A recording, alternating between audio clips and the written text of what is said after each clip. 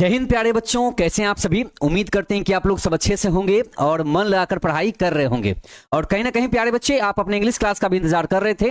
यहाँ मेरे प्यारे बच्चों आपका इंतजार खत्म होता है। हम दीपक शर्मा एक बार तहे दिल से सारे प्यारे बच्चों का बहुत बहुत स्वागत करते हैं आपके अपने प्यारे से प्लेटफॉर्म पे, टारगेट बोर्ड पे। तो प्यारे बच्चे, जैसा कि आप सभी जानते हैं कि आज का जो क्लास होने वाला है, ये बच्चे आज का क्लास आपका क्रैश कोर्स का बच्चे तीसरा क्लास है। और इस तीसरे क्लास में हम लोग आज वॉइस चैप्टर को कंप्लीट करने वाले हैं। ओके, तो बच्चे एक दिन में वॉइस चैप्टर कंप्लीट आखिर कैसे किया जाए, है ना। तो बच्चे सबसे बड़ी बात क्या है ना कि हमने ऑलरेडी एक्टिव से पैसिव बनाने के बहुत सारे तरीके सीख चुके हैं। लेकिन बच्चे जो आज का क्लास है ना, वो उस एक्टिव पैसिव का वन शॉट होने जा रहा है। ओके, तो जितने प्यारे बच्चे एक्टिव से पैसिव बनाना सीख चुके हैं, आज उनका एक बेस्ट रिवीजन होने वाला है। और जो बच्चे आज की इस क्लास में नए नए जुड़े हुए हैं, उनसे रिक्वेस्ट है कि आप क्लास को एकदम शुरू से लेकर के लास्ट तक जरूर से देखें। जिन बच्चों को एक्टिव से पैसिव बनाने में बहुत ज्यादा डिफिकल्टीज आती हैं, देखिएगा बच्चे आज की इस क्लास को करने के बाद एग्जाम में जो भी एक्टिव से पैसिव क्वेश्चंस आने वाले हैं ना, चाहे आप 9th के बच्चे हों, चाहे 10th के हों, चाहे 11th के हों, चाहे 12th के हों, ठीक है। फिलहाल तो यहां हमें लगता है कि 11th क्लास के बच्चे यहां पर ज्यादा जुड़े हुए हैं, लेकिन अगर कुछ एक्स्ट्रा बच्चे हैं जो क्लास 9, 10th, 12th के हो सकते हैं, तो भैया उनसे हम कहना चाहते हैं कि आप क्लास को शुरू से लेकर लास्ट तक देखिएगा जरूर से। ओके, और अगर आपने एक्टिव से पैसिव बनाना सीख लिया तो बच्चे क्लास को एकदम लाइक कर देना है। ओके, और जितने बच्चे भी क्लास में जुड़े उनसे एक रिक्वेस्ट है कि आप क्लास को शेयर अभी जरूर से करें, ताकि ये क्लास बिहार बोर्ड के हम तमाम 11th क्लास के बच्चे हों, चाहे जो भी बच्चे जिनको ग्रामर में प्रॉब्लम होता है, स्पेशली एक्टिव पैसिव चैप्टर में, उन तक ये क्लास पहुंचे और वो अभी से अपने क्लास को और ज्यादा मजबूत कर लें, अपने अंग्रेजी को और ज्यादा इंप्रूव कर लें। ओके, तो बच्चे एक प्यारा सा गुड मॉर्निंग आप सभी को। जल्दी से बच्चे आप लोग क्लास में जुड़ जाए, हम क्लास को स्टार्ट करते हैं अब, ठीक है। चलिए, हाँ, मोटिवेशन वाली लाइन भाई आप लोग लिखने बहुत एक्सपर्ट हैं, बहुत अच्छी बात है ना। लेकिन बच्चे सबसे बड़ा जो मोटिवेशन अपने आप में होता है वो क्या होता है? सबसे बड़ा मोटिवेशन अपने आप में ये होता है कि अगर आपसे किसी ने कह दिया कि बेटा तुमसे नहीं हो पाएगा ना, तो उसे गलत साबित करना, ये सबसे बड़ा मोटिवेशन होता है ना। तो कोशिश कीजिए कि अगर आपसे किसी ने कहा है कि आप अंग्रेजी नहीं सीख पाओगे, ग्रामर बहुत डिफिकल्ट चीज होता है, तो बच्चे उनको कह दीजिएगा कि हम टारगेट बोर्ड से पढ़ाई करते हैं और यहां पर चीजों को एकदम कॉन्सेप्ट वाइज, रूल को इजी करके पढ़ाया जाता है। ओके, और जो जो बच्चे लगातार 11th क्लास में हमारे साथ जुड़ करके, अपने टारगेट बोर्ड फैमिली के साथ जुड़ करके पढ़ाई कर रहे थे ना, उनको इस बात का पूरा यकीन हो चुका है कि हम कहीं किसी गलत जगह पर पढ़ाई नहीं कर रहे हैं। हमारा ग्रामर पहले कमजोर हुआ करता था, बट नाउ, है ना, अभी क्या है कि हमारी अंग्रेजी बहुत पहले से काफी अच्छी हो चुकी है ना। तो कितने बच्चे कहते हैं ऐसे कि सर हमारी अंग्रेजी पहले से खराब थी, लेकिन हमने पूरा 1 साल हमने सर पढ़ा अंग्रेजी को, है ना, और हमारी अंग्रेजी पहले से बेहतर हो गई। कितने बच्चे इसे कहते हैं? बच्चे एक बार दहाड़िए आप लोग बढ़िया से, तो फिर हम क्लास को शुरू करते हैं, है ना। एक बार सारे बच्चे मिल करके एक बार दहाड़िए कि यस सर हमारी अंग्रेजी पहले से अब बेहतर हो गई है ना। तो एक बार मजा आ जाए फिर आपके मुंह से बात सुन करके, ठीक है। ओके,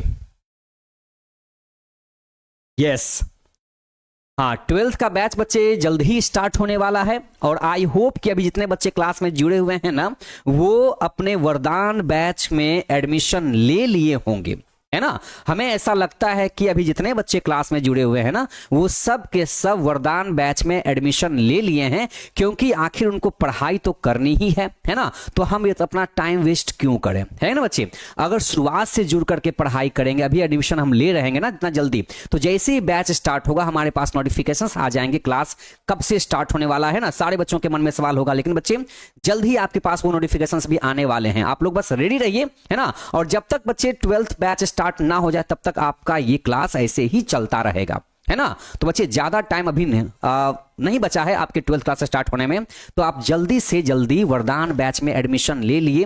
हालांकि बच्चे इसके बारे में तो काफी चर्चा ऑलरेडी क्लास में हम लोग कर चुके हैं ना। आपके अपने प्रिंस सर इसके बारे में बहुत अच्छे से आपको समझा चुके हैं। फिर भी जिन बच्चों को अगर प्रॉब्लम होता है कि सर कैसे एडमिशन लें, है ना, सर कैसे होगा, हम कैसे ज्वाइन कर सकते हैं इसको, तो बच्चे यहाँ देखिए आपके लिए यहाँ पर एनी टाइम बच्चे कॉल, यहाँ पर देखिए नंबर दिए गए हैं, आप इस नंबर पर कॉल करके जो कुछ भी आपको प्रॉब्लम लगता है आप वो बता सकते हैं, ठीक है। चलिए बच्चे, तो अब हम क्लास को स्टार्ट करते हैं। आई होप कि मेरी सारी बातें आप लोग समझ चुके होंगे, है ना। चलिए, ओके बच्चे, तो हम क्लास को शुरू करते हैं। अब यहां से आपको हम एक बेस्ट रिवीजन कराते हैं कि एक्टिव से पैसिव हम लोग कैसे बनाते हैं, है ना। तो बच्चे देखिए, चैप्टर का नाम तो भैया वॉइस होता है, ये तो आप जानते ही हैं, है ना। वॉइस का अगर हिंदी वर्जन करें तो निकलता है वॉच, है ना। लेकिन अगर हम अपने एग्जाम में इससे क्वेश्चन अगर बनता हुआ देखें ना, तो क्वेश्चन कैसे पूछे जाते हैं, ये नहीं कहता कि इसका वॉइस बना दो, सिंपली कहता है इसको एक्टिव से पैसिव में इंटरचेंज करो। क्या कहता है? एक्टिव से पैसिव में इसको इंटरचेंज करो, है ना। इसका मतलब एक हमारा हो गया एक्टिव वॉइस, दूसरा हमारा हो गया पैसिव वॉइस। और इसके बारे में हमने बहुत डीप डिस्कशन हमने ऑलरेडी क्लास में कर दिया था, लेकिन चूंकि आज का ये क्लास वन शॉट होने वाला है बच्चे, मतलब बेस्ट रिवीजन होने वाला है ना। चलिए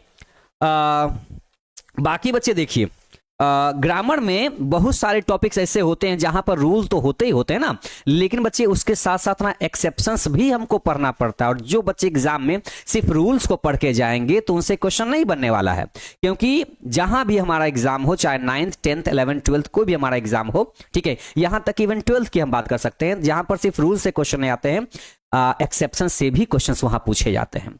तो हमें दोनों चीज पढ़ के जाना होता है ना। तो बच्चे फिलहाल देखिए, हमको सीखना है कि एक्टिव से पैसिव कैसे बनता है। ये सबसे बड़ा सवाल है कि सर एक्टिव से पैसिव कैसे बनता है ना। तो बच्चे एक्टिव से पैसिव बनाने के लिए हमारे पास जो सबसे बड़ी जो चीज है ना, वो ये होनी चाहिए। जैसे अगर आपसे हम ये कहें कि अगर हमको चाय बनानी है ना, चाय बनानी है, तो हमने कहा कि चलो भैया ठीक है, दूध वाली चाय बनाते हैं, हमने आपको दूध ला कर दे दिया, तो इसमें चीनी तो पक्का होगा, है ना। तो शुगर पेशेंट है ना, उनको चीनी की जरूरत नहीं है, लेकिन जिनको जो शुगर पेशेंट नहीं, उनको चीनी चाहिए वहां पर, ठीक है, चाहे हल्की चाहिए चाहे ज्यादा चाहिए। तो दूध मिल गया, यहां पर चीनी मिल गया, ठीक है भैया, बाकी सारी आइटम ने दे दिया। लेकिन एक ऐसी चीज अगर हम जो ना दें तो भाई चाय ही ना बने, ऐसी कौन सी चीज आखिर है ना। ऐसी चीज तो कोई होगी आखिर पक्का। तो चाय बनने में जो सबसे जो जरूरी चीज है वो क्या है? दूध दे दिया, चीनी दे दिया, अगर हम चाय पत्ती ही ना डालें तो चाय बनेगी कहां से, बताइए।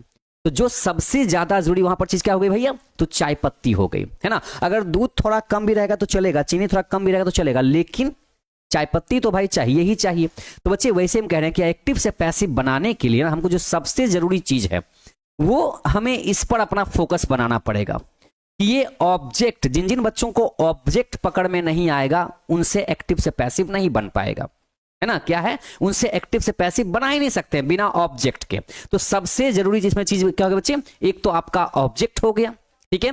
उसके बाद किसी भी वर्ब का उसका V3 कन्वर्ट करने के लिए उसको आना चाहिए। जैसे अगर हम ये कहें कि आपके सामने हमने एक वर्ब लिखा ईट, ईट का मतलब खाना होता है, आप जानती हैं, है ना। अब इसका V3 क्या होता है? तो ऑलरेडी हमने आपको बहुत सारा टॉपिक हमने आपको क्लास में डिस्कशन कर रखा है कि ईट का V3 क्या होता है, तो हम कहेंगे ईटेन होता है। अब ये तो याद करने वाली चीजें हैं, यहां तो क्या है, ये तो याद करने वाली चीजें हैं, ये है ना। तो बच्चे आप ये देखिए, तो एक सबसे बड़ी जो जरूरी चीज वो क्या है, वो आपका ऑब्जेक्ट कैसे ढूंढे, और दूसरा क्या है V3। ये दो चीज होना जरूरी होता है, बाकी तो सारे रूल्स में सारी चीजें कॉमन टाइप से ही लिखी होती हैं। अब हम ये कहते हैं सर, आपका क्वेश्चन है सर हम ऑब्जेक्ट कैसे निकालें, क्योंकि बिना ऑब्जेक्ट निकाले तो बनेगा नहीं। तो बच्चे आपको यहां पर एक एग्जाम्पल लिखते हैं, थोड़ा समझिएगा। देखिए, हमने आपको एक सेंटेंस लिखा कि राम ईट्स, ठीक है, राम ईट्स मैंगोज, एक सेंटेंस हमने आपको लिखा। अब आप ये बताइए, इस सेंटेंस में अगर आपसे हम पूछें कि इस सेंटेंस में आपका ऑब्जेक्ट कहां है ना, क्योंकि जब जब आप एक्टिव से पैसिव बनाएंगे तो सबसे पहला जो सबसे जरूरी चीज है वो आपका ऑब्जेक्ट होगा, है ना। वो क्या है? वो आपका ऑब्जेक्ट होगा। अब देखिए, जो बच्चे साल भर पढ़ाई हमारे साथ कर रखे हैं वो देखिए सिंपली अपना आंसर सीधे ट्रिक के साथ बता देंगे कि सर ऑब्जेक्ट कैसे ढूंढे। तो देखिए, वो सामने अपना कमेंट बता रहे हैं कि देखिए, है ना, कि क्या और किसको से पूछकर ऑब्जेक्ट निकल जाता है। सही बात है, बिल्कुल यही तो दो तरीका होता है, हमने क्लास में पहले ही बता रखा है कि किसी भी सेंटेंस में ऑब्जेक्ट अगर एक बार में एकदम सही एग्जैक्ट तरीके से ऑब्जेक्ट निकालने अगर आपको आना चाहिए ना, तो पता है वो कैसे आएगा? आप सीधे वर्ब के पास जाइए और यहां सिर्फ दो सवाल कीजिए, क्या नहीं तो किसको। तीसरा बच्चे कोई सवाल ही नहीं आता ग्रामर में आया, बस यही दो वर्ड एकदम मैजिकल वर्ड है, ये आपने सीख लिया, मतलब आपको ऑब्जेक्ट निकालना आ गया। जिन बच्चे को ऑब्जेक्ट निकालना आ गया, समझिए कि उनसे एक्टिव पैसिव बनाने में कुछ भी डिफिकल्टीज नहीं आएंगी, है ना। क्योंकि देखिए, यहां हमने लिखा क्या, देखिए राम ईट्स अ मैंगो। अब यहां देखिए, ईट्स का मतलब तो सारे बच्चों को पता है, खाना होता है। तो हमने यहां बोला अगर खाने का काम हो रहा है तो क्या खाता है, कह रहा है कि राम ईट्स, राम खाता है, तो क्या खाता है, पता चल गया। तो जो क्या का आंसर दे दे वही हमारा ऑब्जेक्ट हो गया। तो पूछा कि राम खाता है तो क्या खाता है, तो पता चला कि मैंगो खाता है, आम खाता है ना। तो ये बच्चा हमारा हो गया ऑब्जेक्ट। तो इसी तरीके से हम लोग अपना ऑब्जेक्ट फाइंड आउट कर लेते हैं, है ना। क्या और किसको से, पूरे ग्रामर में बस यही दो वर्ड हैं, मैजिकल वर्ड हैं, जिनको पूछने पर ना आपका ऑब्जेक्ट मिल जाता है, चाहे वो क्या से पूछ के मिले, चाहे वो किसको से पूछ के मिले, है ना। जैसे मैंने आपको 500 रुपया दिया, ठीक है, आई गेव यू 500 रुपीज, ठीक है। तो मैंने आपको 500 रुपया दिया, बताइए इसमें ऑब्जेक्ट क्या होगा, आप जरा हमको बताइए। अभी हमने लिखा नहीं, हमने बोल के बताया आपको, ठीक है। अब आप बताइए कि हमने जो सेंटेंस आपके सामने अभी बोला कि आई गेव यू 500 रुपीज, इसमें आपके ऑब्जेक्ट कौन कौन है ना। तो हम कैसे बताएंगे, तो हम सीधे अपने जाएंगे वर्ब के पास। दिया तो क्या दिया, तो 500 रुपया दिया, ऑब्जेक्ट हो गया हमारा। फिर हमने पूछा किसको दिया, तो आपको दिया, तो ये आपको क्या होगा, ये यू क्या होगा, यू हमारा ऑब्जेक्ट हो गया।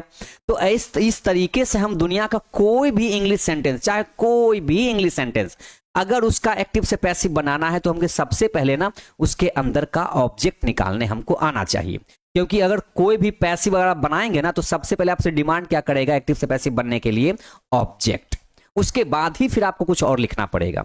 ओके तो बच्चा एक आपको हमने ये समझा दिया कि ऑब्जेक्ट कैसे निकालते हैं, आप निकाल लोगे। अब दूसरी चीज क्या होती है, V3। तो बच्चा V3 क्या होता है ना, वो याद करने का चीज होता है।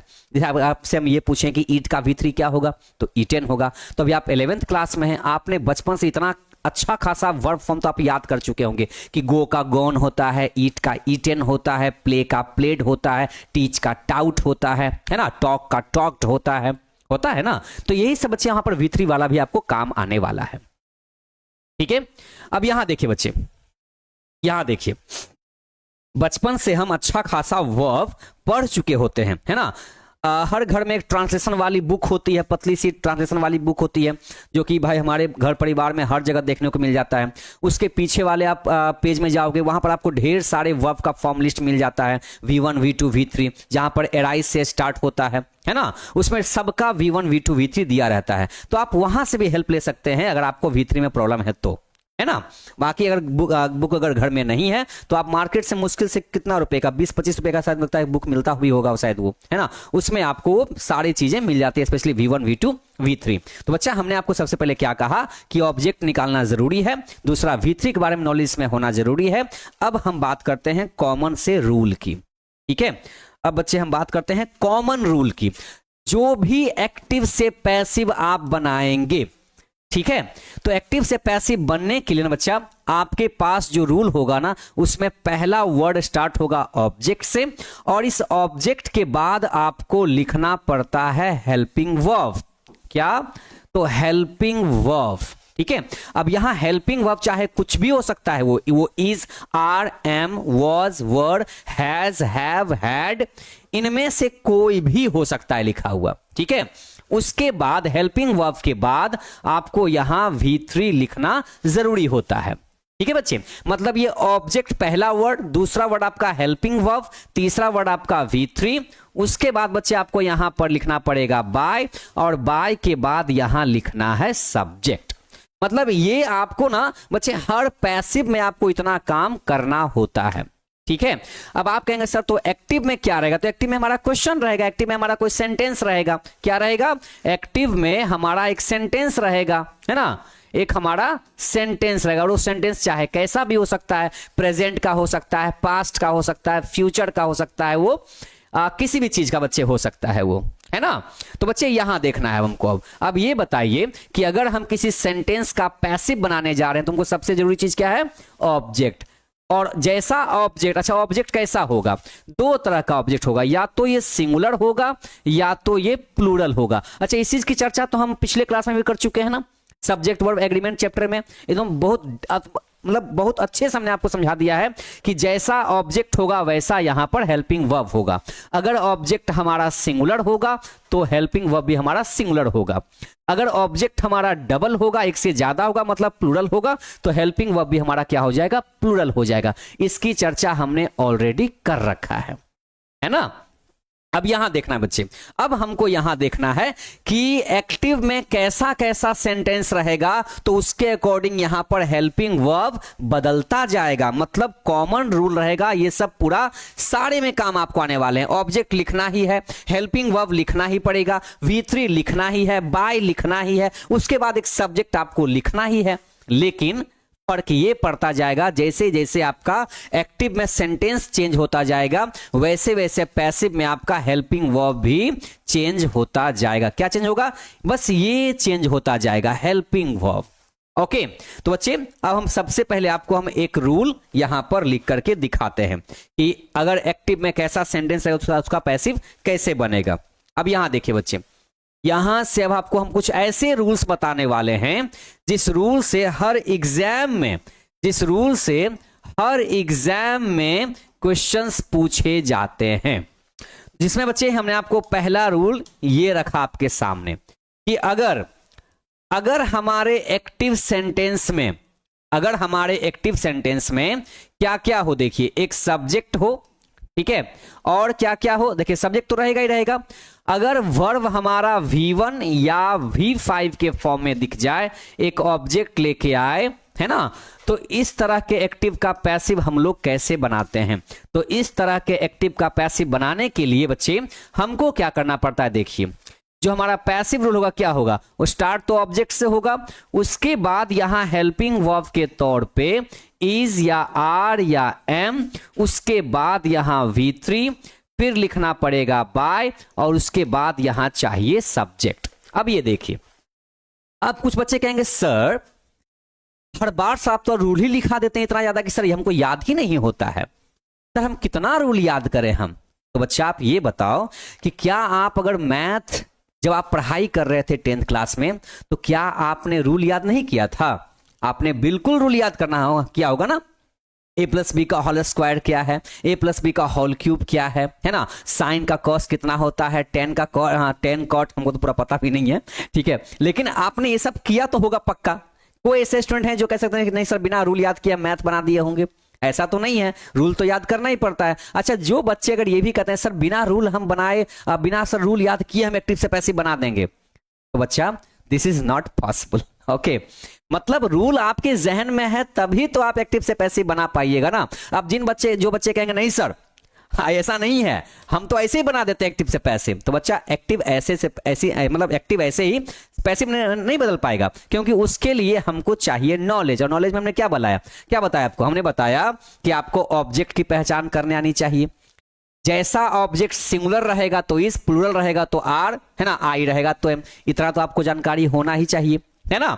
और उसके बाद देखिए, फिर देखिए V3, अब V3 आपको कन्वर्ट करने आना ही पड़ेगा। अब ये बताइए, आप कहेंगे सर कि हम एक ही रूल से क्या सारे एक्टिव से पैसिव नहीं बदल सकते हैं क्या? तो नहीं बच्चा, नहीं बदल सकते हैं। अभी आप इसको देखिए, इसका एग्जाम्पल आपको सामने लिख के बताने वाले हैं, जरा देखिए कैसे होता है। यहां देखिए, है ना, बच्चे बिना कभी कभी कहते हैं सर बिना रूल लिखे ही ना, सर बिना रूल याद किए हम एक्टिव से पैसिव बना देंगे। बच्चे ऐसा नहीं है, ऐसा नहीं होता है। एक्टिव से पैसिव बनाने के लिए हमारे पास रूल तो चाहिए ही चाहिए। और अगर जो बच्चे रूल पर एक्टिव से पैसिव नहीं बना पाते हैं ना, समझिए कि वो तुक्का पर आंसर मार के चले आते हैं एग्जाम में। तो ये बताइए, क्या हम इसी के लिए ग्रामर पढ़ेंगे, तुक्का पर आंसर लगाने के लिए? एक तो आंसर भी लगा लिया, ऊपर से घर आए तो भाई टेंशन ही टेंशन, अरे बता नहीं बनाया था, सही बनाया गलत बनाया, पता नहीं, मार तो दिए थे आंसर 4 में से, है ना। तो बच्चे ऐसे नहीं होता है, आप रूल को पढ़ के चलिए। अभी तो आपको 12th में आना बाकी है ना।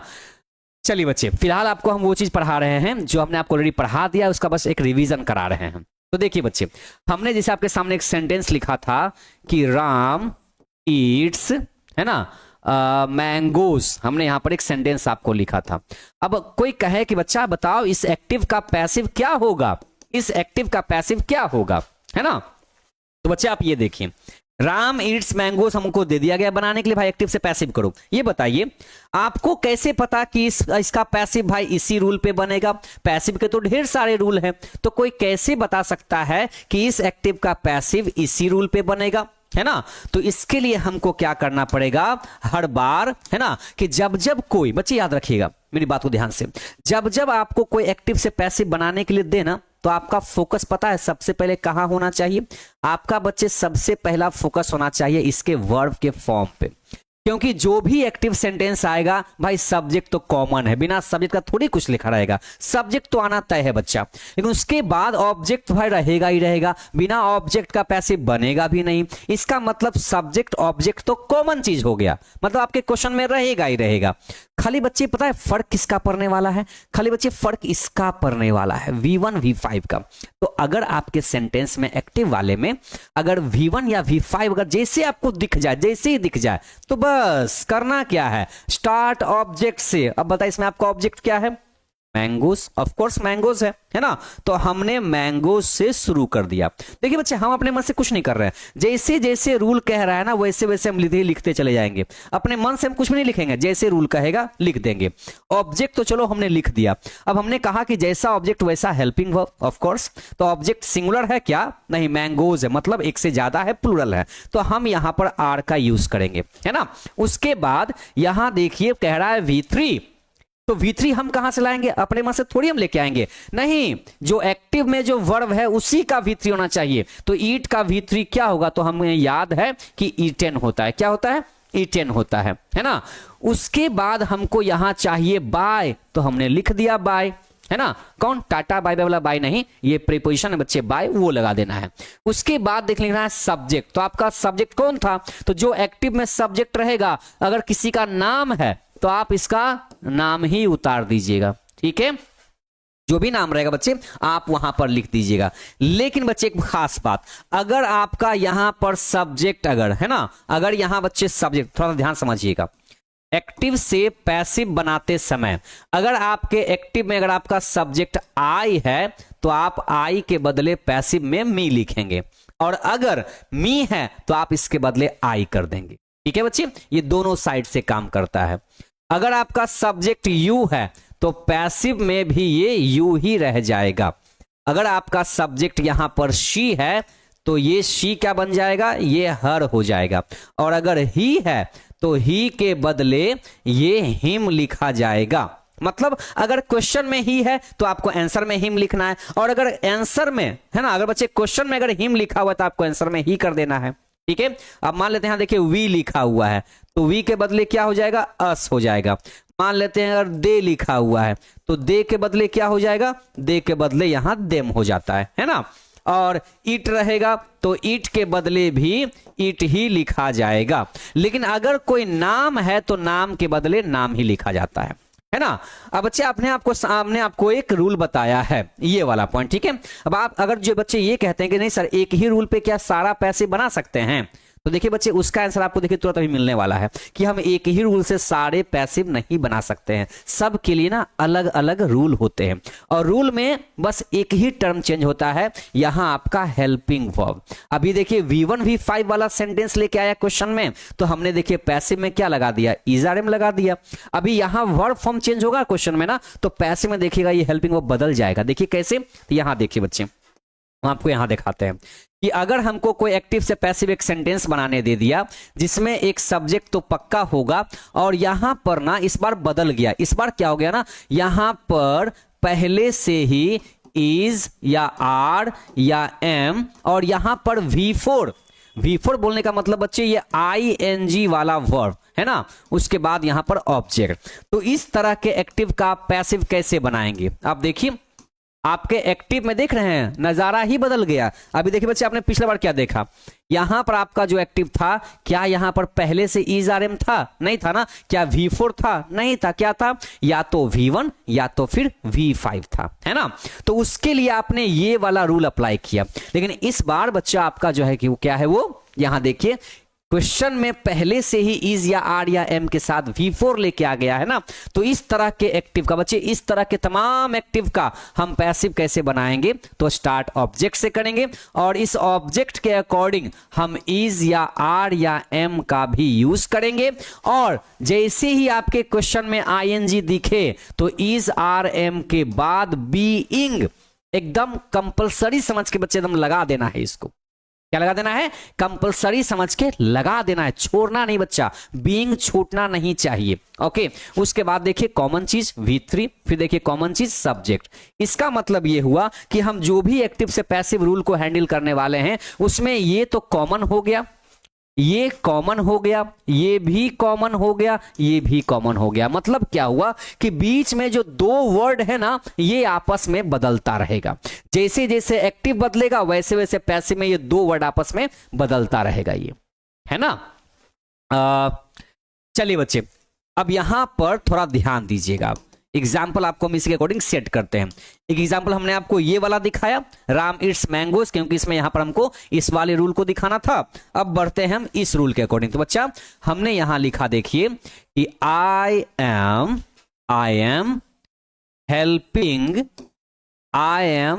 Helping him. ठीक है, ये रहा हमारा एक्टिव। अब इस एक्टिव का बच्चा हमको पैसिव बनाना है, तो हम कैसे बना सकते हैं? बिल्कुल सेम है बच्चे, यहां देखिएगा। पैसिव बनाने के लिए हमारे पास सबसे जरूरी चीज क्या है? वो हमारा ऑब्जेक्ट होता है। तो हम सबसे पहले अपना ऑब्जेक्ट ढूंढेंगे, है ना। तो यहां पूछते हैं हेल्प किया, तो किसको मदद किया, किसको हेल्प किया, है ना, किसको हेल्प किया? तो भाई उसकी हेल्प किया, है ना, उस लड़के की हेल्प किया। तो ये हमारा हो गया, देखिए ऑब्जेक्ट, है ना, ये हमारा हो गया ऑब्जेक्ट। तो हमने क्या किया, उस हिम को उठा करके यहां पर ला करके पटक दिया, लेकिन कौन से फॉर्म में? हिम के फॉर्म में नहीं, ही के फॉर्म में। क्यों ऐसा हमने किया?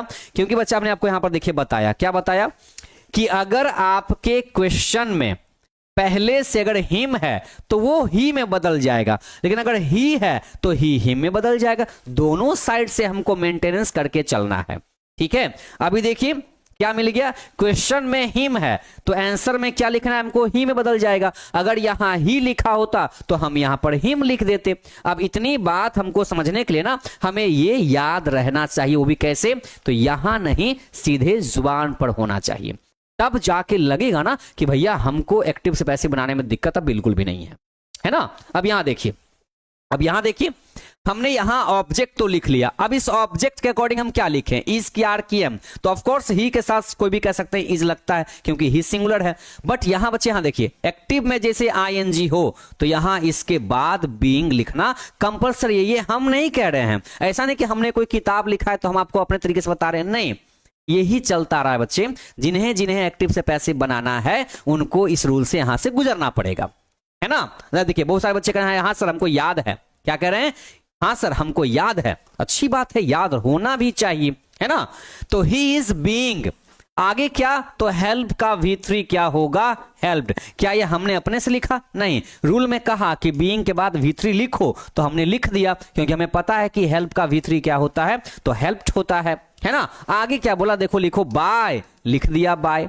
आगे कहता है सब्जेक्ट लिखो, हमारा सब्जेक्ट कहां है? तो यहां बैठा हुआ है। कहां बैठा हुआ है? यहां बैठा हुआ है। तो हम कह सकते हैं हे पार्थ, भाई रथ को यहां से यहां लाया जाए, है ना। तो आई यहां से बेचारा उठते हुए आएगा, लेकिन यहां जैसे ही आंसर में आएगा ना तो ये क्या हो जाएगा? मी में बदल जाएगा। अब आप कहेंगे सर मी कैसे हो गया? तो देखिए बच्चा हमने कहा क्वेश्चन में आई है तो आंसर में मी है, क्वेश्चन में अगर मी रहेगा तो आंसर में आई हो जाएगा। ये देखिए दोनों साइड से काम करेगा, क्वेश्चन में आई तो आंसर में मी, क्वेश्चन में मी तो आंसर में आई हो जाएगा, ठीक है। ऐसे ये बदलेगा, है ना, और बदलना हमें पड़ेगा। अब कहेंगे नहीं सर अपने मन से हम तुक्का मार के आंसर लगा देंगे, तो बच्चा तुक्का मारने में अगर आप एक्सपर्ट है ना तो अच्छी बात है, चलो कोई दिक्कत नहीं है। लेकिन ये बताइए क्या हमको लाइफ में एग्जाम 2-3 बार देना है क्या? नहीं ना, एक ही बार देना है। और जो जो बच्चे अभी तुक्का लगाने में एक्सपर्ट है वो सब तुक्का लगाना अभी से बंद कर दीजिए।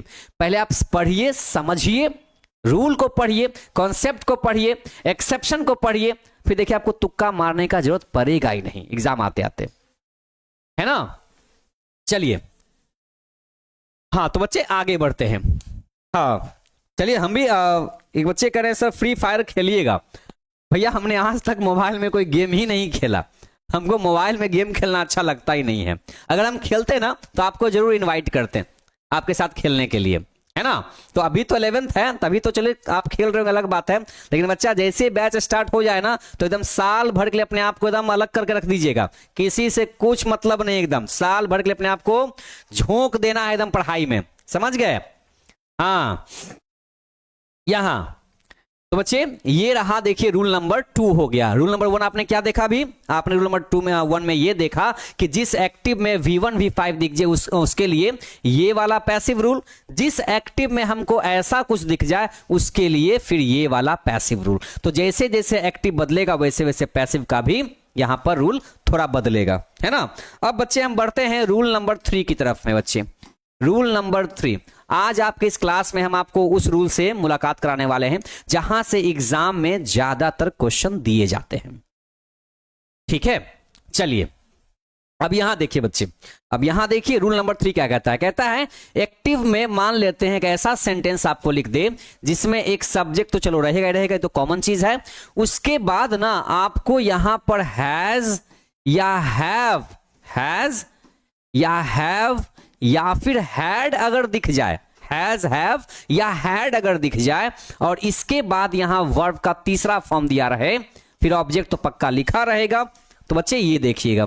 अच्छा ये बताइए, हम हर बार यहां पर सब्जेक्ट लिख रहे हैं, क्या लिखना जरूरी है? नहीं ना, ये तो हमें मतलब सब में दिखा रहेगा। ये बताइए, मतलब मेनली हमको क्या याद रखना है कि अगर हमारे एक्टिव पैसिव में क्या हो, अगर हमारे एक्टिव वाले क्वेश्चन में V1 या V5 बच्चे, क्योंकि देखिए सब्जेक्ट तो कॉमन है, ऑब्जेक्ट कॉमन है, ये रहेगा ही।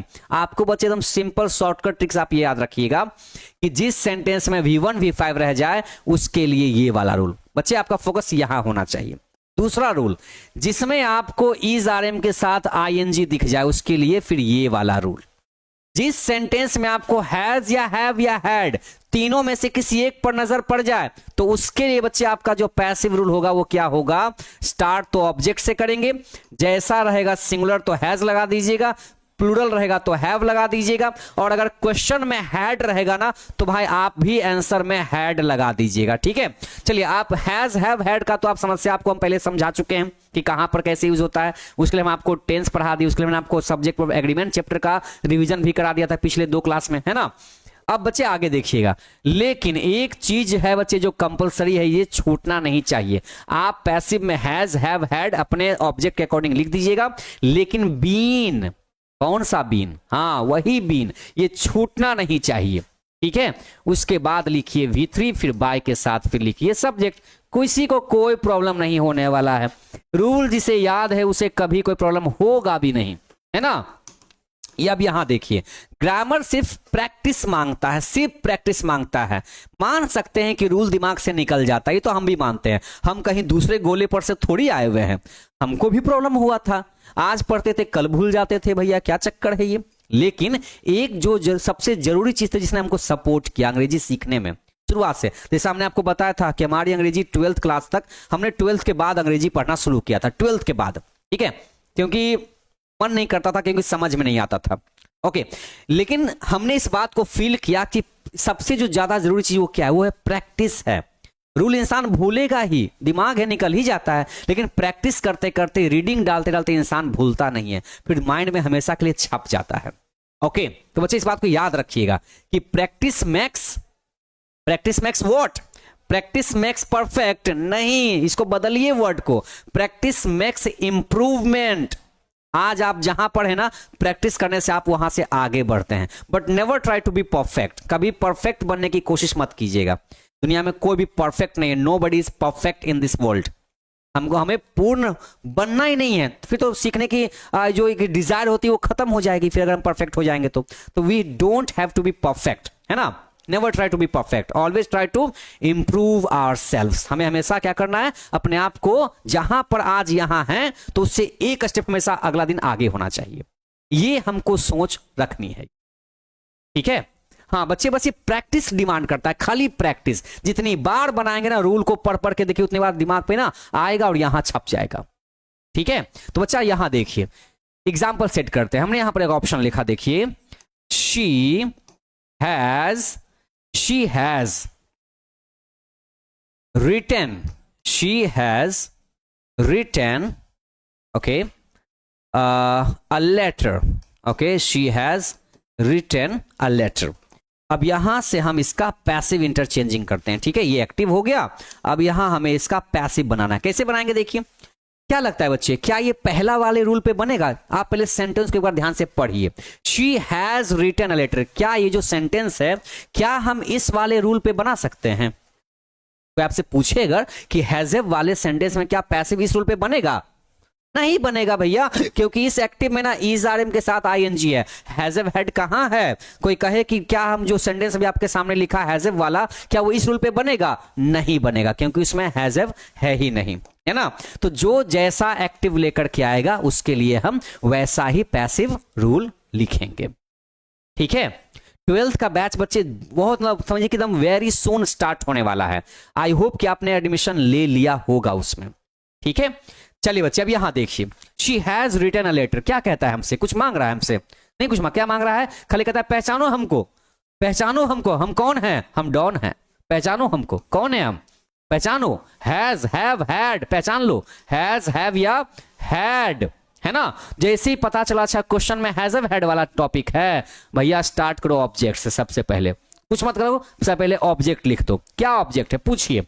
राइट मतलब लिखना, तो क्या लिखा उसने? क्या लिखा? तो एक पत्र लिखा। क्या लिखा? एक पत्र लिखा। अब बहुत बच्चे यहां पर पता है गलती क्या करते हैं, सिंपली वो क्या करेंगे, लेटर को अपना ऑब्जेक्ट मान के यहां से लेटर से स्टार्ट कर देंगे। बच्चे याद रखिएगा, जो ऑब्जेक्ट अपने बगल में चाहे आर्टिकल लेकर आए, चाहे यहां पर कुछ ऐसा वर्ड माई, हिज इस तरह का लेके आए, बच्चे इस सारे वर्ड को मिला करके आपका ऑब्जेक्ट होता है। इसलिए गलती से भी आर्टिकल को मत छोड़ दीजिएगा, समझ गए ना। जो रहेगा पूरा लिखिए, जो आपका ऑब्जेक्ट है ना तो पूरा लिखिए। क्या लिखिएगा? पूरा लिखिए। अ लेटर, सिर्फ लेटर वहां नहीं बच्चे, एक पत्र की यहां बात हो रही है ना। अब यहां देखिए अ लेटर, ओके। अब ये सिंगुलर है तो हम हैज ही लगा देंगे। ऐसा नहीं कि हमने हैज को देख के यहां पर हैज लगा दिया, ये गलती हमने नहीं किया। हमने अपने ऑब्जेक्ट को देखा कि हमारा बोल रहा है एक ही लेटर मतलब सिंगुलर, तो हमने यहां पर हैज लगा दिया। अच्छा जो भी हो, हैज हो चाहे हैव हो चाहे हैड हो, ये तो भाई ऑब्जेक्ट समझ लेगा। लेकिन जो जरूरी चीज क्या यहां पर है वो है बीन। ये छूटना नहीं चाहिए, तुरंत लपक के लिख दीजिए इसको, नहीं तो पता क्या होता है ना, फ्लो में निकल जाता है। भैया सीधे V3 लगा दो, ये फ्लो में कभी ऐसा हो जाता है, लेकिन हमें ये वर्ड छोड़ना नहीं है। बीन हो, फिर कहता है V3 लिखो। तो एक सबसे खास बात कि जिस क्वेश्चन में हैजव हैड रहेगा ना वो अपने साथ V3 लेकर के आता है पहले से ही। तो भैया इसमें सबसे अच्छी बात यहां पर यह है, हैजव हैड के साथ अच्छी बात क्या है कि अपने साथ पहले से V3 लेकर के आ चुका होता है ये। तो बस हमने उसी को क्या क्या छाप दिया, है ना। अब देखिए क्या बोला, बाय लिखो, लिख दिया। जैसे कह रहा है जी हुजूर, जो कहिए आप, बाय कहेगा हम बाय ही लिखेंगे, लिख दिए बाय। फिर कह रहा सब्जेक्ट, हाँ ठीक है, ढूंढते हैं कहां हमारा सब्जेक्ट लास्ट में, तो आपके एक्टिव में सब्जेक्ट कहां रहेगा? शुरुआत में रहेगा। लेकिन यहां लिखा हुआ है शी, लेकिन हम शी लिखेंगे नहीं, क्योंकि हमें पहले ही बता दिया गया है कि अगर हमारे क्वेश्चन में शी है तो आंसर में क्या होना चाहिए? वो हर होना चाहिए। तो हमने यहां पर लिख दिया हर, जिससे हमारा बन गया सेंटेंस कंप्लीट हो गया। अब ऐसे अगर हम एग्जाम में बना करके आए तो क्या है किसी की हिम्मत जो हमारे नंबर को काट ले? हा? है नहीं है ये, है ना, नहीं हो सकता है ये, है ना। तो देखिए हमसे पहले तो आप बना के बैठे हुए, क्यों? क्योंकि आपने रूल याद किया है ना, आपके माइंड में यहां पर घंटी बजी, टन। कौन सी घंटी? अरे भैया एक्टिव में हैजब आया है, अच्छा मतलब हैजब के बगल में ना बीन लिखना पड़ेगा ही पड़ेगा। तो ये जब आपको याद था तभी तो आपने बना दिया ना हमसे पहले, इसका मतलब आपको रूल याद है ना। आप ये नहीं कह सकते नहीं सर हमको रूल याद नहीं, मैंने ऐसे ही बना दिया। ऐसे हवा में थोड़ी कुछ हो जाता है ना, हर चीज के पीछे एक रीजन होता है। हाँ चलिए तो बच्चे अब आपके सामने अगर हैज हो चाहे, अच्छा ऐसा करते हैं, हैजअप हमने बताया, एक हम आपको हैड वाला बना के दिखाते हैं। ऐसा कीजिए ना, आप बनाइए इस बार, ठीक है, हम आपको क्वेश्चन दे रहे हैं। चलिए जरा बच्चे बना के दिखाइए इस बार। हमने लिखा यहां पर वी हैड फॉरगिवन हर। क्या लिखा? हर। प्यारे बच्चे आप यहां पर इस एक्टिव का पैसिव को बना के दिखाइए। You have only 30 seconds. बच्चे जल्दी से स्टार्ट कीजिए, आपको 30 सेकंड का टाइम दिया जा रहा है, जल्दी बनाइएगा। हाँ काश कोई हमें भी सिखाने वाला होता और 12 से पहले अंग्रेजी अगर ना, तो हम भी अंग्रेजी में अच्छा स्कोर करते, लेकिन कोई पढ़ाए हमको नहीं सही से, क्या करते। हाँ वी हैड फॉरगिवन हर, नहीं तो हमारे जो फ्रेंड, जितने फ्रेंड थे ना, सबका मार्क्स अंग्रेजी में अच्छा था, सिर्फ हमारे ही लो थे। आज भी मार्कशीट देखते हैं, बड़ा दुख होता है।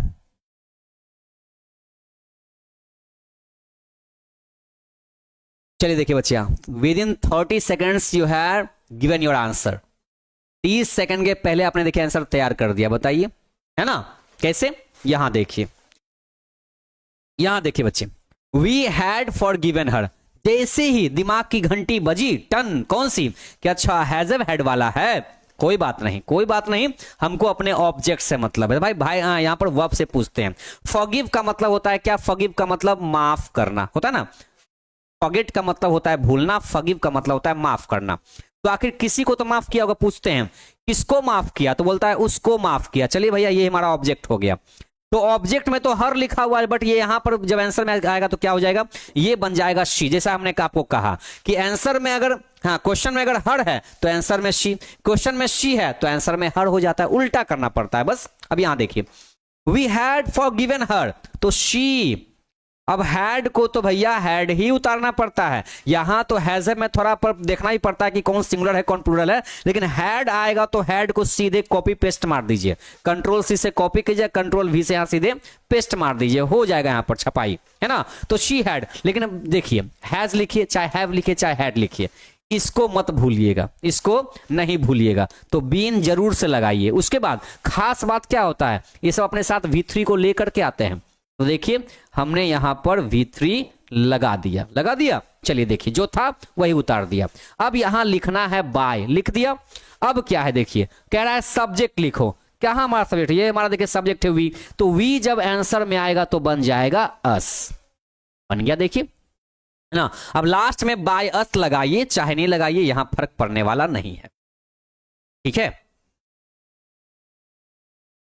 हाँ चलिए, कोई बात नहीं। जिन बच्चों को अगर मान लेते हैं कि अभी कमेंट करने में अगर प्रॉब्लम होता है, ये नहीं कर पाते इतना फास्ट, कोई बात नहीं, आप अपने नोटबुक पर अगर आपने बना लिया ना, आपने सही सही आंसर मैच कर लीजिए, आपने सही बना लिया तो कोई दिक्कत नहीं है भाई। क्वेश्चन बनने से मतलब है, जरूरी नहीं कि हम कमेंट में ही लिख करके बताएं, ऐसा नहीं है बच्चे। आपसे कमेंट नहीं हो पा रहा तो कोई दिक्कत नहीं है ना? चलिए, लेकिन बस आपको करना क्या होता है, बस समझना होता है और समझ के बनाना होता है। अभी तो आपको हम एक बार फिर से बेस्ट तरीके से रिवीजन करा रहे हैं, लेकिन बच्चे रिवीजन यहां रुकना नहीं चाहिए। जब भी आपको डिफिकल्टीज आए सब क्वेश्चन बनाने में ना, प्रैक्टिस एंड कीप प्रैक्टिसिंग, ठीक है? चलिए बच्चे आगे बढ़ते हैं, आगे बढ़ते हैं एक और रूल की तरफ में, एक और रूल की तरफ में आगे बढ़ते हैं।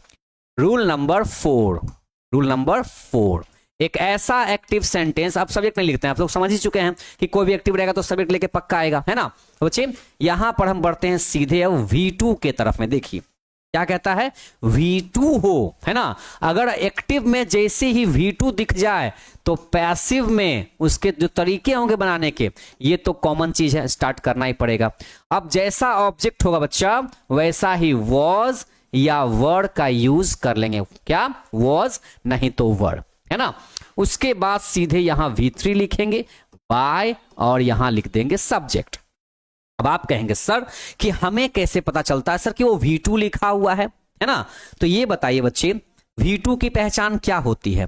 V2 की पहचान होती है सबसे आसान, ये अपने पहले कोई हेल्पिंग वर्ब लेकर के नहीं आता है, ये अपने पहले कोई मॉडल वर्ब लेके नहीं आता है ना? ये आजाद है, ये अकेले ही आता है, कोई दिक्कत इसको नहीं है। तो ऐसे लोग पहचान लेंगे V2 है। ये देखिए, हमने कहा कि टीच V1 है ना? फिर हमने कहा कि टीच का जो V2 होता है ना, वो टाउट होता है। तो आप कहेंगे सर V3 भी तो सेम ही होता है। बिल्कुल सेम होता है, no doubt. Teach V1, taught V2, taught V3, कोई दिक्कत नहीं है। अब कोई ये कहे, है ना, कि कैसे पता करें कि V2 कब आता है, V3 कब आता है? तो बच्चे ये ऐसे पता नहीं चलता है। V3 और V2 में खास फर्क क्या है ना, कि V3 जब भी आपके सामने आएगा ना तो हैज या हैव, ठीक है, या फिर ये हैड के साथ में आता है, बिना इसके वो अकेले आएगा ही नहीं। लेकिन जो V2 होते हैं ना, कहीं पर आ जाता है। जैसे देखिए, आपको यहां लिख के दिखाते हैं, देखिए आपको हम लिख के बताते हैं कि आप कैसे पहचानोगे। देखिए हमने आपको लिखा I have taut you, I have taut you. आप ये बताइए, इस पर्टिकुलर सेंटेंस में ये बताइए, इस पूरे सेंटेंस में ये बताइए, ये जो टाउट है वो क्या है, V2 है कि V3? बच्चे आप बताइए, क्योंकि टाउट का V2 भी सेम होता है, टीच का V2 भी सेम होता है, टाउट ही होता है, V3 भी टाउट ही होता है। अब आपको कैसे पता चलेगा कि ये V2 है कि V3 है? ग्रामर में कंफ्यूजन होता है ऐसा, लेकिन भाई उसका तरीका भी तो होता है पहचानने का ना। हाँ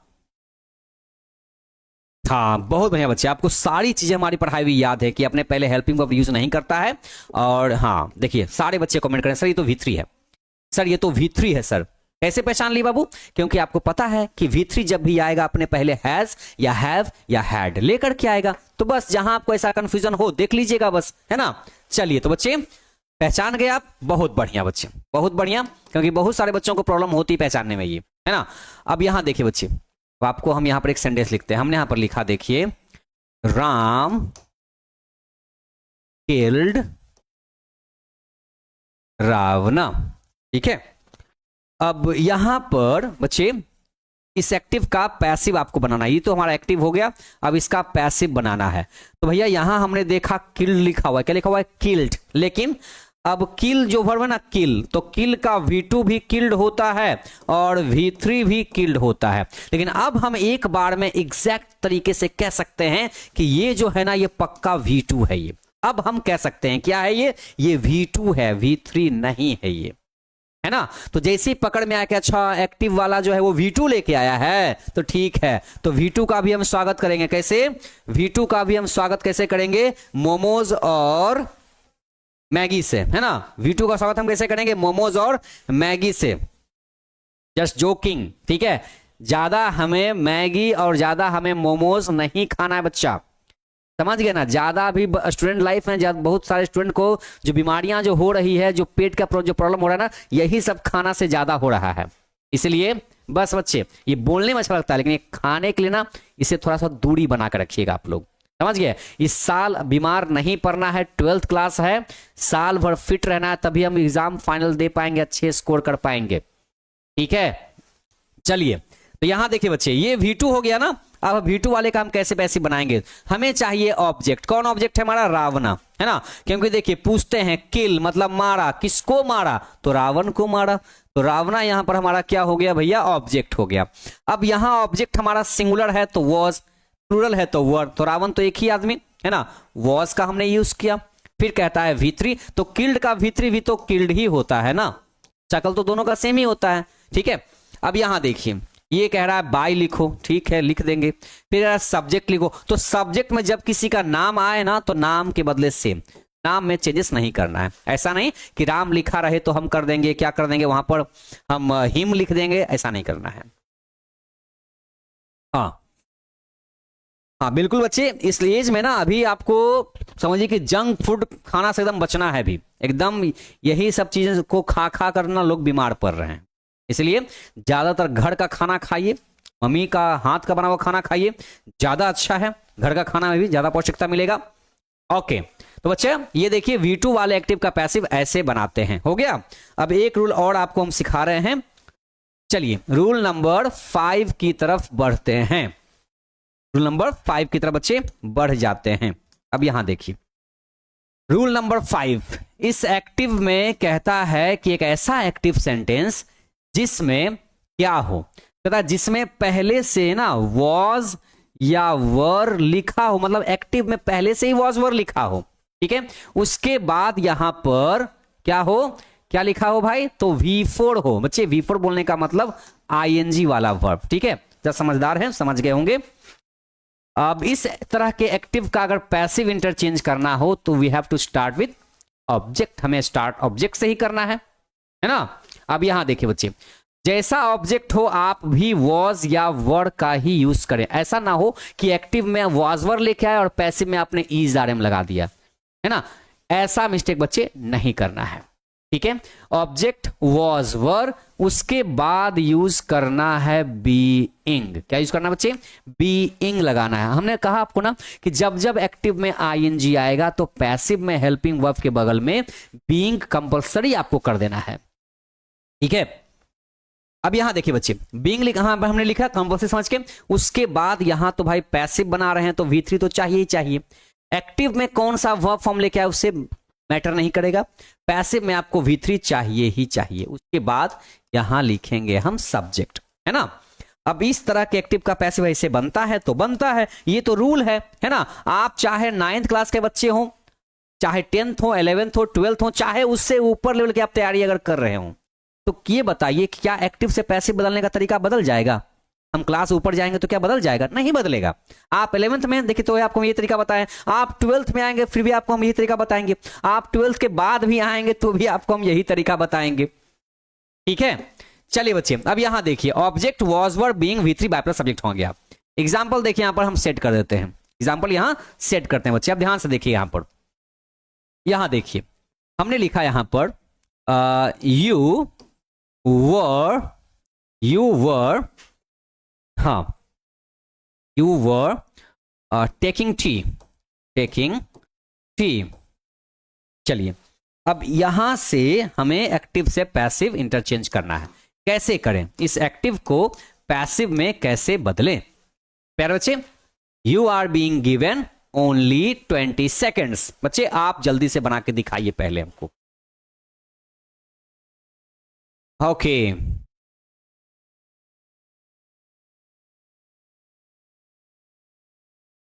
हाँ बिल्कुल बच्चे, 20 सेकेंड्स का टाइम है, आप जल्दी से बना के दिखा दीजिए यहां पर। चलिए बच्चों को तो पूरा रूल ही याद हो चुका है ना? Everything is clear, that's right. Okay now your answer is being come.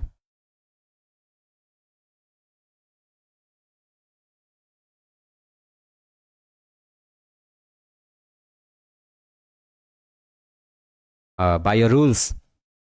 Okay चलिए सारे बच्चों के आंसर सामने अब दिख गए हमको हैं, इसका मतलब है कि रूल कंप्लीट हो चुके हैं। ओके हाँ तो हमारे क्वेश्चन में क्या है कि वॉज वर्ड के साथ V4 है। भाई इससे पता चल गया कि हमको कौन सा रूल को अप्लाई करना है ना? तो हमें चाहिए ऑब्जेक्ट। इसमें ऑब्जेक्ट क्या है पूछते हैं, टेक कर रहा है ना, मतलब ले रहा है, तो क्या ले रहा है? चाय पी रहा है तो क्या पी रहा है? तो चाय पी रहा है। तो टी इज आर ऑब्जेक्ट, यहां टी हमारा हो गया ऑब्जेक्ट। बच्चे याद रखिएगा एक बात, बच्चे याद रखिएगा, जब जब आपको इस बात का कंफ्यूजन हो कि यहां जो ऑब्जेक्ट है वो क्या यूज करेगा, वॉज की वर्ड की, इज की आर क्या, जब जब बच्चे ऐसे ऐसे ऑब्जेक्ट जो है ना लिक्विड हो, मतलब कि क्या हो, तरल पदार्थ हो, क्या है बच्चे, लिक्विड फॉर्म में है ना, मतलब या फिर कैसा, मतलब वो अनकाउंटेबल होने चाहिए, जिनको हम नहीं गिन सकते हैं। तो हमने आपको इसके बारे में बताया है कि दुनिया का जो भी अनकाउंटेबल नाउन सब्जेक्ट बन के आए चाहे ऑब्जेक्ट बन के आए वो सिंगुलर होता है। परमानेंट बच्चे क्या होता है, वो सिंगुलर होता है। इसलिए हमने टी के साथ यहां वॉज लगाना बेहतर समझा। ठीक है, तो टी वॉज हो गया बच्चे। ऐसा नहीं कि क्वेश्चन में वर्ड है तो हम यहां भी वर्ड लगा देंगे, ऐसी गलती नहीं करनी है। यहां टी अनकाउंटेबल नाउन, दुनिया का, इस पूरी दुनिया का जितना भी अनकाउंटेबल नाउन है which is considered to be singular, उसको सिंगुलर समझा जाता है। ठीक है, अब यहां पर भैया हमको बीइंग तो लगाना कंपलसरी है, चाहे कुछ भी हो जाए, चाहे भूकंप आ जाए, बीइंग तो लगना जरूरी है। उसके बाद V3, तो टेक का V3 ऑलरेडी वी नो कि टेकन होता है। क्या होता है? टेकन होता है। अब देखिए बच्चे ने साफ साफ कह दिया सर अनकाउंटेबल नाउन सिंगुलर होता है। क्या बात है बाबू, क्या बात एकदम है। मतलब आप लोग तो जब 12th में जब आप लोग जब आएंगे ना तो मजा ही आने वाला है। हमें लगता है कि आपसे ज्यादा मजा तो हमें आने वाला है 12th में, क्योंकि हमने साल भर 11th में पढ़ाया आपको ग्रामर, उसका मजा हमको 12th में मिलने वाला है। क्या ही कहें इसके बारे में, हम तो एक्साइटेड हैं आपको पढ़ाने के लिए कि ऑलरेडी आप ग्रामर में पकड़ बना चुके हैं। बस यही तो हमको रखना है कि इस साल 95 प्लस का परचम तो लहराएंगे ही, अगले साल भी लहराएंगे हम लोग, है ना? यहां देखिए बच्चे, तो T was being taken by लगा देंगे, सब्जेक्ट हो गया भाई। तो देखिए यू का यू ही रह जाता है, यू का यू रह जाता है ना? तो बच्चे याद रखिएगा एक्टिव से पैसिव बनाने के ये जो 5 रूल्स होते हैं ना, इनका ज्यादा ही, कुछ ज्यादा ही यूज किया जाता है आपके एग्जाम में। ये 5 रूल का यूज बहुत ज्यादा किया जाता है। ठीक है, लेकिन बच्चे इसके अलावा भी आपको हम 2 रूल और आज की क्लास में समझाते हैं, बड़ा ही इजी, एकदम बहुत बहुत ज्यादा इजी। जरा देखिएगा, ये तो भैया आपने एकदम 100% सही वाला बनाया है, एकदम एकदम 100% सही, कोई इसमें गलती नहीं है। बच्चे एक रूल जो पूरे एक्टिव से पैसिव का ना सबसे इजीएस्ट रूल है बच्चे, एकदम इजी नहीं, इजियर नहीं, इजीएस्ट रूल है एक आपके लिए, वो आपको हम बताते हैं। ऑलरेडी खैर बता चुके हैं, बट रिवीजन में है तो भाई बताना जरूरी है। ठीक है, एक ऐसा एक्टिव सेंटेंस जो अपने आप को देयर से शुरू करे, देयर, THERE वाला देयर, THEIR वाला देयर नहीं, THERE देयर। उसके बाद यहां पर इज या वॉज लिखा रहेगा तो लिखा रहेगा, चाहे इज हो चाहे वॉज हो, कुछ और लिखा नहीं रहेगा। ठीक है, यहां देखिए बच्चे, तो देयर इज या वॉज, उसके बाद यहां क्या लिखा रहेगा, तो यहां लिखा रहेगा नथिंग। क्या लिखा रहेगा? नथिंग। उसके बाद रहेगा टू, फिर रहेगा V1। तो इस तरह के एक्टिव का पैसिव हम एक बार बच्चे, एक बार में सही बनाएंगे, एक बार में सही बनाएंगे। जैसे आपने देखा कि आपको कोई एक्टिव से पैसिव बनाने दिया हो, चेक करिए क्या ये देयर वाला क्वेश्चन बच्चे, खाली बस यहां फोकस लगाइए, क्या ये देयर वाला क्वेश्चन है? कुछ नहीं करना है, बस यहां से यहां तक क्या करना है, Ctrl+C। कहां से कहां तक? यहां से लेकर के यहां तक, कहां तक? देयर से लेकर के टू तक Ctrl+C, और यहां क्या कर देना है ना, क्या कर देना बच्चे, यहां Ctrl+V मार देना है, मतलब पेस्ट कर देना है, छपाई अभियान शुरू कर देना है।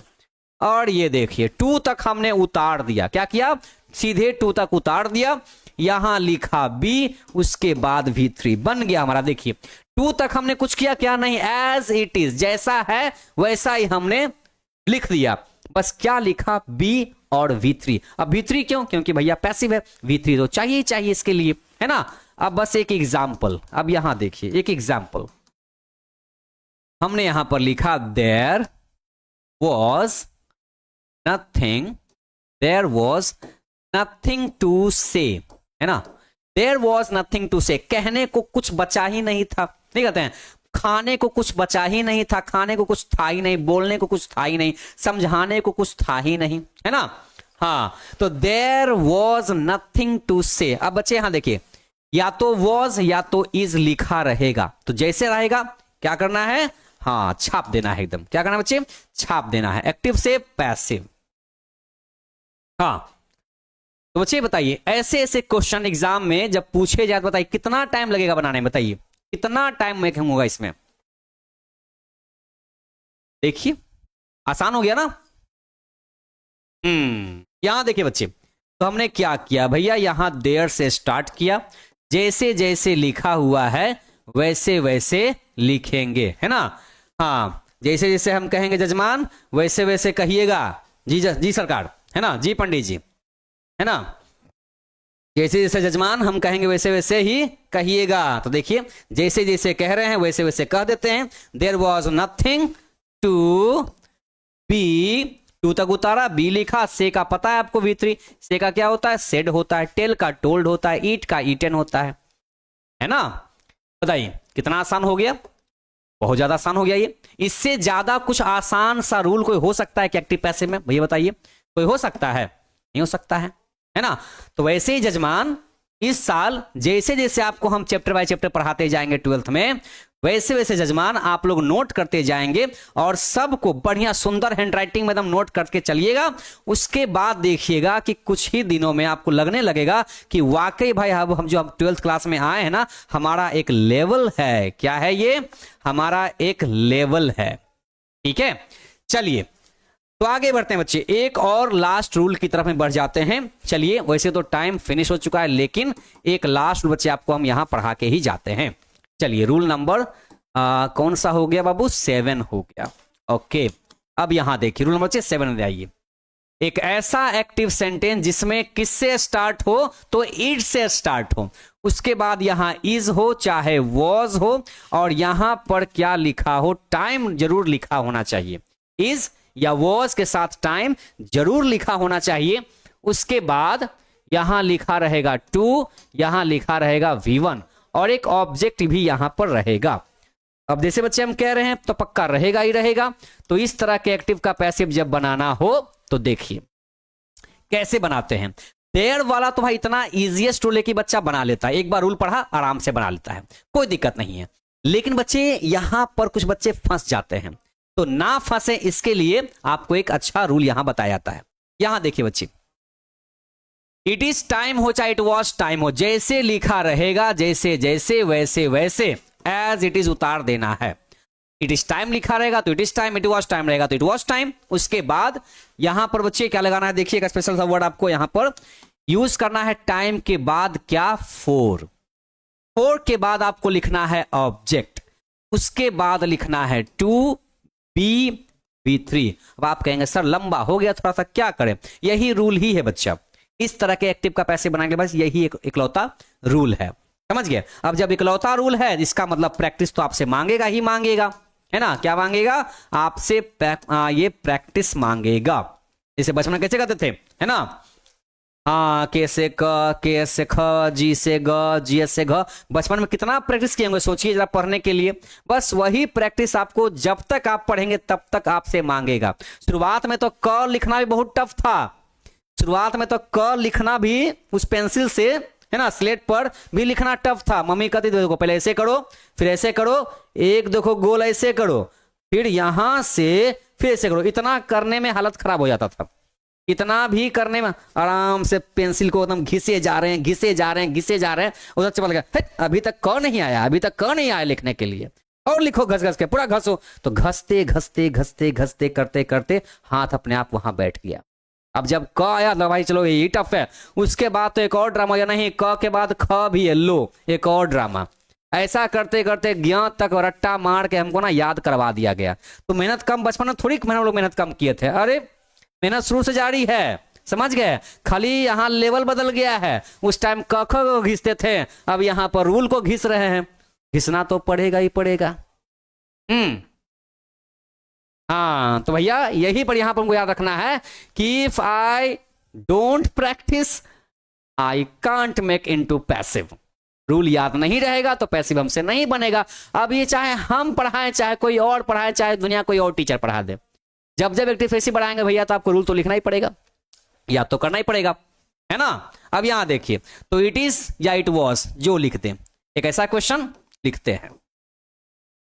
अच्छा, इट इज को बच्चे जानते हैं, ऐसे भी लिखा हो सकता है, ऐसे ऐसे लिख करके ऐसे भी हो सकता है। समझ जाइएगा कि ये इट्स लिखा हुआ है मतलब इट इज लिखा हुआ है, ठीक है? अब यहां देखिए, it's time to take tea. हाँ, ठंडा का टाइम है, चाय पीने का टाइम लगता है हो गया है। अब इस एक्टिव का पैसिव, हाँ ध्यान रहे स्टूडेंट लोग चाय नहीं पियेंगे। It's time to take tea मतलब इस तरह के अंग्रेजी का बच्चे जब आप हिंदी निकालोगे तो क्या निकलेगा कि ये काम करने का टाइम हो गया। जैसे it's time to take tea, चाय पीने का टाइम हो गया। It's time to take a decision, एक फैसला लेने का टाइम आ गया है। It's time to move on, है ना, आगे लाइफ में आगे बढ़ने का टाइम आ चुका है, ये वो सही समय कहा जाता है ना? It's time to take tea. बच्चे अब इसको बना सकते हैं, नहीं आराम से बना सकते हैं, चाहे तो देख लेते हैं। पक्का है कि इट्स टाइम वाला क्वेश्चन है तो हम क्या कर सकते हैं, जहां तक टाइम लिखा रहेगा टाइम तक सेम उतार देना है, उसके बाद लेकिन टाइम के बाद क्या लिखना है, फोर लिखना है। और फोर के बाद क्या, तो ऑब्जेक्ट लिखना है। ऑब्जेक्ट में क्या है, तो टी है, क्योंकि क्या करने का टाइम है तो कहता है चाय पीने का टाइम है। क्या पीने का टाइम है तो कहता है चाय पीने का टाइम है। तो it's time for tea to be, और टेक का भीतरी क्या होता है बच्चा, वो होता है टेकन। क्या किसी को दिक्कत है बनाने में, ये बताइए, है ना? हाँ, स्टूडेंट लाइफ में चाय पीते हैं, बहुत गलत बात करते हैं। मम्मी को तो पीटना चाहिए आपको, चाय नहीं। स्टूडेंट लाइफ में चाय एकदम नहीं, अभी एकदम बिल्कुल चाय नहीं, समझ गए? चाय की तरह, अरे भाई जितना आपको एक कप चाय पीना है, एक कप दूध पी लीजिए, एक कप गर्म पानी पी लीजिए, ज्यादा अच्छा रहेगा आपके सेहत के लिए। ट्वेल्थ में बीमार पड़ना है क्या? ट्वेल्थ में नहीं, ट्वेल्थ में बीमार एकदम नहीं पड़ना है बच्चा, बिल्कुल भी नहीं। ट्वेल्थ में तैयारी एकदम जी जान लगा के करनी है, इसलिए फिट रहना ज्यादा जरूरी है, समझ गए? ऐसा ना कि सुबह सुबह उठे आंख मैसते वैसे ही मम्मी चाय, चाय में एक गिलास, एक कप नहीं सीधे एक गिलास भर के और उसमें 2 रोटी से डुबा करके खा गए। इस सबसे बचिए, बीमार नहीं पड़ना है, ट्वेल्थ में एकदम फिट रहना है, समझ गए? साल भर जैसी बैच स्टार्ट होगा आपका तो पूरा एक एक दिन का क्लास का बच्चे आपको बहुत ज्यादा तैयारी करनी पड़ेगी, समझ गए ना? 11th निकल गया हंसते मजाक में, ठीक है, लेकिन बच्चे याद रखिएगा 12th है ये, अब 12th में आप लोग आने वाले हैं, है ना? तो बच्चा 12th में एकदम बिल्कुल कोई तरह की लापरवाही नहीं, बिल्कुल नहीं। आज आपने मजाक में बोल दिया कि सर फ्री फायर खेलिएगा, तो हम भी पूछेंगे एक्टिव से पैसिव बनाइएगा, डायरेक्ट से इन डायरेक्ट स्पीच बनाइएगा, modal verb fill in the blanks कीजिएगा, हाँ याद रखिएगा फिर। चलिए, उम्मीद करते हैं बच्चे मेरी बात आप लोग समझदार हैं, समझ चुके होंगे कि 12th कितना हमारे लिए जरूरी है, ये बात आप भी समझ रहे होंगे, है ना? मजाक वाली बात अपनी जगह, लेकिन भाई सीरियसनेस अपनी जगह होती है। तो प्यारे बच्चे, आज हमने आपको मेनली एक्टिव से पैसिव बनाने का जो ज्यादा बच्चे रूल कवर होता है ना एग्जाम में ना, वो हमने आपको आज रिवाइज करा दिया है। बाकी बच्चे आप 12th क्लास में आएंगे, आपका वेलकम रहेगा।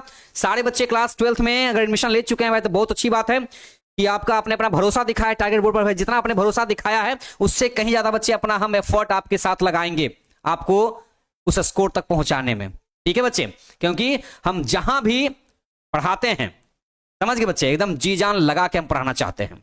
अपने तरफ से कोई एक कमी हम होने देना नहीं चाहते अपने बच्चों को, बशर्ते कि बच्चे थोड़ा सा अंग्रेजी को लाइटली ना लें, थोड़ा सा सीरियसनेस के साथ पढ़ें, क्योंकि बच्चा एग्जाम में ग्रामर और लिटरेचर दोनों जरूरी रहे। समझ गए, हम ये नहीं कहेंगे कि खाली लिटरेचर से ही क्वेश्चन आएंगे, नहीं, ग्रामर से भी क्वेश्चन रहेगा। ये बच्चे 10th क्लास नहीं है, चलो भैया ग्रामर नहीं पढ़े तो कोई बात नहीं, लिटरेचर से क्वेश्चन तो भर के बना ही लेंगे 50 नंबर का ऑब्जेक्टिव। नहीं बच्चा, 12th है, ग्रामर लिटरेचर दोनों जरूरी हो। तो अभी तक आपने जो कुछ भी पढ़ रखा है ना, उसका भी रिवीजन आप लोग करते रहिए। ठीक है बच्चे, मिलते हैं किसी और टॉपिक के साथ नेक्स्ट क्लास में। तब तक के लिए आप हंसते रहिए, मुस्कुराते रहिए, और बच्चे जितना जल्दी हो सके जल्दी से आप लोग एडमिशन ले लीजिएगा। ठीक है, तब तक के लिए बच्चे जय हिंद।